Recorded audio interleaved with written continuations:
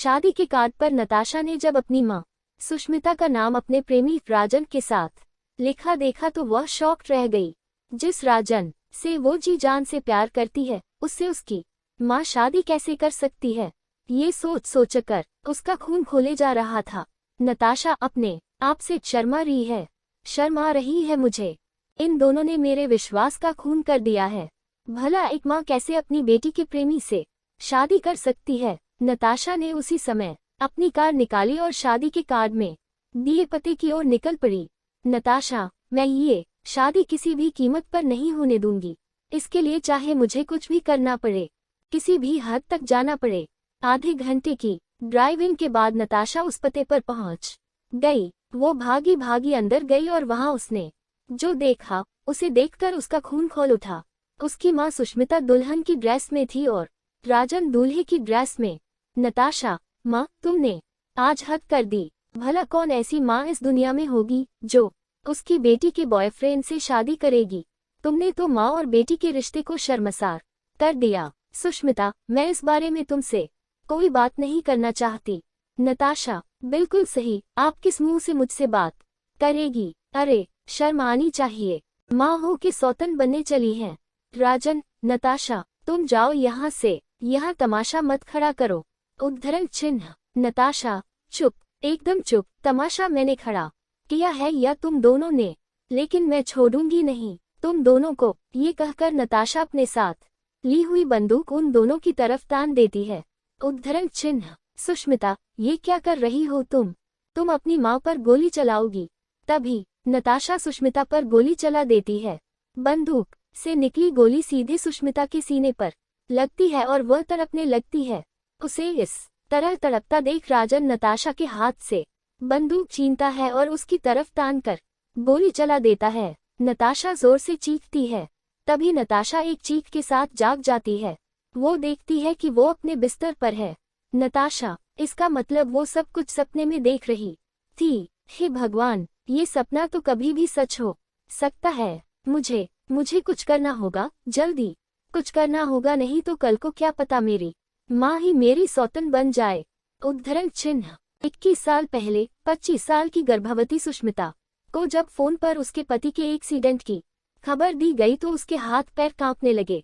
सुष्मिता, ये क्या कह रहे हैं आप? मैं तुरंत आती हूँ, आप मुझे हॉस्पिटल का एड्रेस दीजिए। फ्लैशबैक। सुष्मिता का पति राकेश एक मल्टीनेशनल कंपनी में मैनेजर था। आज सुबह ही जब वो ऑफिस के लिए निकल रहा था, राकेश, सुष्मिता, मैंने ऑफिस में छुट्टी के लिए अप्लाई कर दिया है। सुष्मिता, अरे, अभी से ही? राकेश, अभी से मतलब अब तो 1 महीने से भी कम बचा है हमारी डिलीवरी में। मैं चाहता हूँ कि मैं अब हर पल तुम्हारे साथ रहूं, तुम्हारा और हमारे आने वाले बच्चे का ज्यादा से ज्यादा ख्याल रखूं। Sushmita, I love you Rakesh. Rakesh, I love you 2 3 4 5 6 7 8 9 10। Rakesh की बात सुनकर सुष्मिता खिलखिलाकर हंस पड़ी। राकेश ने भी मुस्कुराते हुए अपनी पत्नी को गले से लगा लिया। सुबह की बातें सोच सोचकर सुष्मिता की आंखों से आंसू निकले जा रहे थे। ऑटो में बैठी वो पूरे रास्ते यही सोचती जा रही थी कि हे भगवान, राकेश को ज्यादा चोट ना लगी हो और वो जल्द से जल्द ठीक हो जाएं। वो हॉस्पिटल पहुंची, लेकिन उसका पति जो सुबह सुबह हंसता मुस्कुराता हुआ ऑफिस के लिए निकला था, वो सफेद कपड़ों में लिपटा लेटा हुआ था। सुष्मिता अपने पति के निर्जीव शरीर को देख रही थी। सुष्मिता, राकेश, आप तो मेरी डिलीवरी के लिए छुट्टी लेने वाले थे ताकि आप मेरा ख्याल रख सके। अब इस तरह आप रखेंगे मेरा ख्याल? ये तो नाइंसाफी है राकेश, नाइंसाफी है। सुष्मिता लगातार रोए जा रही थी। तभी उसे गर्भ पीड़ा शुरू हो गई।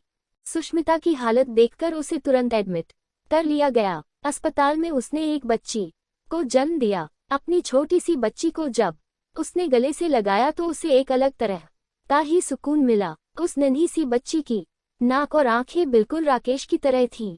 सुष्मिता उसे प्यार से देख रही थी और उससे बातें कर रही थी। सुष्मिता, बेटी, मेरी बेटी बिल्कुल राकेश की तरह हो तुम। राकेश कहाँ जाने वाला था मुझे छोड़कर? वो मुझे बहुत प्यार करता था ना, इसलिए तो उसने तुम्हें मेरी गोद में डाल दिया। 25 साल की छोटी सी उम्र में सुष्मिता विधवा हो चुकी थी। उसकी गोद में एक नवजात बच्ची भी थी। रिश्तेदारों ने कहा कि वो दूसरी शादी कर ले, लेकिन उसने सबसे यही कहा, सुष्मिता, मैं अपनी बेटी को खुद से पालूंगी। ये मेरे राकेश की निशानी है। मैं नहीं चाहती कि मैं दूसरी शादी करूं और मेरी बेटी को सौतेले पिता के साए में पालूं। सुष्मिता पढ़ी लिखी तो थी ही, उसे एक कंपनी में नौकरी भी मिल गई। वो अपनी बेटी नताशा का पालन पोषण ठीक से करने लगी। समय अपने पंख लगाकर उड़ता गया। नताशा अब 21 साल की है। सुष्मिता ने उसे उसकी माँ की तरह कम एक दोस्त की तरह ज्यादा पाला है। दोनों एक दूसरे से बहुत प्यार करते हैं। एक दिन की बात है, सुष्मिता ऑफिस में थी, तभी नताशा का कॉल आया। नताशा, माँ आज मैं कॉलेज से थोड़ा लेट आऊंगी। सुष्मिता, क्या बात है, कहीं जाना है क्या? नताशा, वो माँ आज कॉलेज के बाद मूवी का प्लान है तो कॉलेज के बाद वही जाऊंगी। Sushmita, this is not fair. तुम अकेली फिल्म देखने जाओगी? नताशा, अरे मॉम, अकेली नहीं, किसी दोस्त के साथ जा रही हूँ।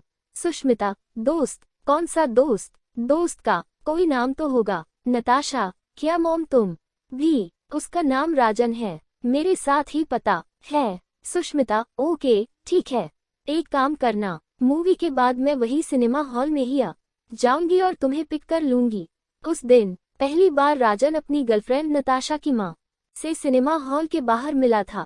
जब वो उनसे मिला तो वह कहीं से भी उसकी माँ नहीं लग रही थी। राजन, अरे आंटी, आप तो कहीं से भी नताशा की माँ नहीं लगती है, आप तो इसकी बहन लगती हैं। Sushmita, good joke. वैसे तुम दोनों दोस्त हो या उससे कुछ ज्यादा? सुष्मिता के मुंह से ये सुनकर राजन थोड़ा देसा गया। तभी नताशा ने कहा, नताशा, क्या माँ, ये क्या सवाल है? देखो तो राजन तुम्हारे सवाल पर कैसे लड़कियों की तरह शर्माने लगा है। राजन को सुष्मिता की माँ से मिलकर बहुत अच्छा लगा। उनका खुला व्यवहार और दोस्तों की तरह ट्रीट करने की उनकी आदत ने ही राजन के दिल में उनके लिए एक खास जगह बना ली। उस दिन के बाद जब भी वो नताशा से मिलता, उसकी माँ के बारे में जरूर पूछता। नताशा, अरे आजकल तुम मेरी कम मेरी माँ के बारे में ज्यादा पूछते हो, चलो तुम्हें घर ही ले चलती हूँ माँ से मिलाने के लिए। वह राजन को लेकर घर ले आई। सुष्मिता उसे देखकर बहुत खुश हुई। फिर तो उन दोनों ने घंटों बातें की। राजन को उनसे बात करना बहुत अच्छा लग रहा था। उसे पता ही नहीं चला कि नताशा की माँ से बातें करते करते कब रात हो गई। नताशा, ओए, आज तुझे घर नहीं जाना क्या? रात होने को आई। राजन, ओ तेरी 9 बज गए। असल में आंटी इतनी प्यारी बातें करती है कि समय का पता ही नहीं लगा। उद्धरण चिन्ह।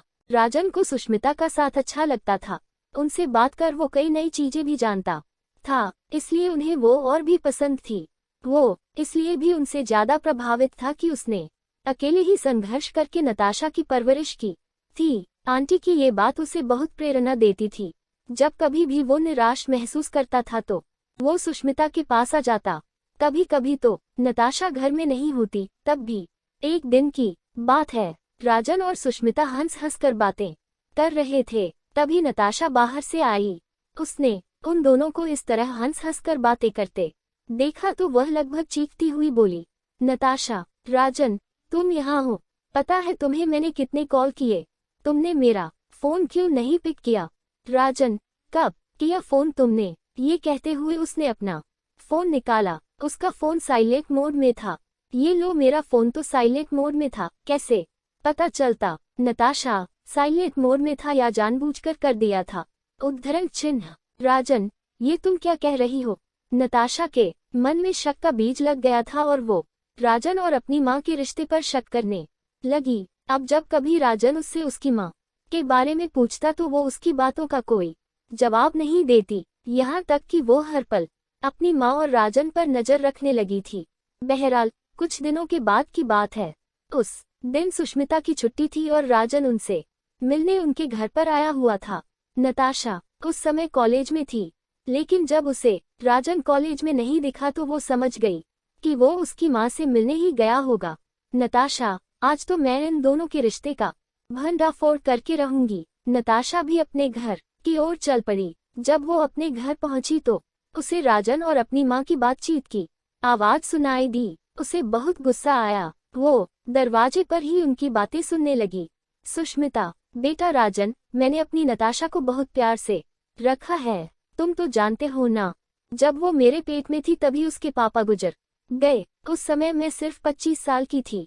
लोगों ने मुझे लाख कहा कि दूसरी शादी कर लो, लेकिन मैंने किसी की नहीं सुनी क्योंकि मैं नताशा पर सौतेले पिता का साया नहीं पड़ने देना चाहती थी। हाँ, मैं अकेली थी। जिंदगी में बहुत परेशानियां भी आईं, लेकिन उन परेशानियों की आंच मेरी बच्ची तक मैंने कभी नहीं पहुंचने दी।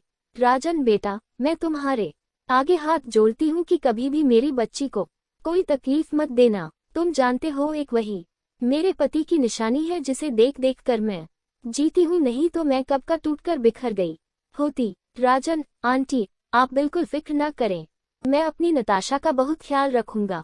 उसकी जिंदगी में कभी कोई प्रॉब्लम नहीं आने दूंगा, ये वादा है एक बेटे का। अपनी माँ से बाहर खड़ी नताशा ने जब ये सब सुना तो उसकी आंखें भर आईं। वो क्या सोच रही थी और क्या निकला। उसने जल्दी से दरवाजा खटखटाया और अपनी माँ के गले से लिपट गई। Natasha, I love you mom. Sushmita, I love you too. 3 4 5 6 7 8 9 10।